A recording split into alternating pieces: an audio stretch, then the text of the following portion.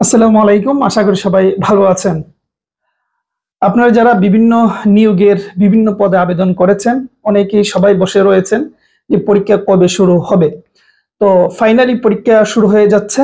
এত কিছুর ভিড়েও, এত যন্ত্রণা, এত আন্দোলন, এত অস্থিরতার মধ্যেও পরীক্ষা হচ্ছে এবং আমার যতটুকু মনে পড়ে এই পরীক্ষাটা দিয়েই এই গভর্নমেন্টের আন্ডারে পরীক্ষা শুরু হচ্ছে এবং নিশ্চিত থাকেন এই গভর্নমেন্ট যতদিন আছে মোটামুটি শতভাগ ফেয়ার নিয়োগ হবে।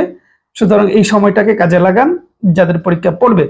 আচ্ছা, কি পরীক্ষা শুরু হয়েছে? পরীক্ষা শুরু হয়েছে সাধারণ বীমা কর্পোরেশনের পরীক্ষা আগামী শুক্রবারে, মানে সামনের শুক্রবারে, এবং এই পরীক্ষা দিয়েই পরীক্ষা একটা পরিবেশ তৈরি হচ্ছে। এটা ৭৮ জন প্রথম শ্রেণীর কর্মকর্তা নেবে, নবম গ্রেডের। সুতরাং বড় সড় নিয়োগ দিয়েই পরীক্ষা শুরু হচ্ছে। আর পাশাপাশি যেটা নিয়ে আমরা সবাই বসে রয়েছি, ভূমি রেকর্ড ও জরিপ অধিদপ্তর, ইউনিয়ন সমাজকর্মী, খাদ্য বিশেষত খাদ্য, আর হচ্ছে ভূমি, এগুলোর পরীক্ষা ভেরি ভেরি সোন হবে। আমি তো সবসময় বলি এগুলা, কারণ এই দুটোর পরীক্ষার ডেট তো দিয়েই দিয়েছিল। ঠিক আছে, এই একই কথা হয়তো আপনাদের শুনতে ভালো নাও লাগতে পারে, কিন্তু বাস্তবতার ভিত্তিতে কথা বললে এগুলা বলতেই হবে যে এই পরীক্ষাগুলো ইনশাল্লাহ হবে। এই যে সাধারণ বীমা, এটা কবে নিয়োগ? হ্যাঁ, অনেকদিন পর হচ্ছে। আর এইটা তো তারা আয়োজন করেই ফেলছিল, হ্যাঁ, এই অবস্থার কারণে স্থগিত করছে। সুতরাং এগুলোর পরীক্ষা হবে।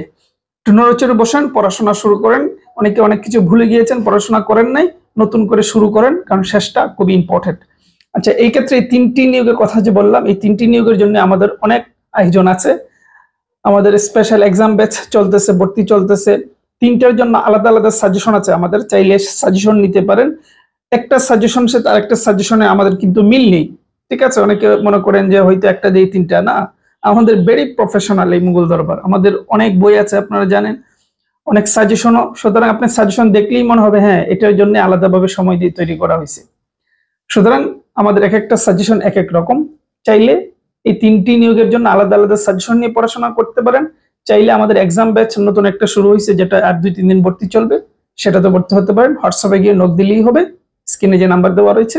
আমার মনে হয় শেষটা কাজে লাগান, আমাদের মাধ্যমে লাগাতে হবে এটা কোনো বিষয় নয়। আপনি হাতে যা আছে, যে বই আছে, যেভাবে পারেন শেষটা কাজে লাগান। আজকে এই ভিডিওর মূল টপিক হচ্ছে পরীক্ষা হচ্ছে, পরীক্ষা আসতেছে, নিজেকে তৈরি করুন।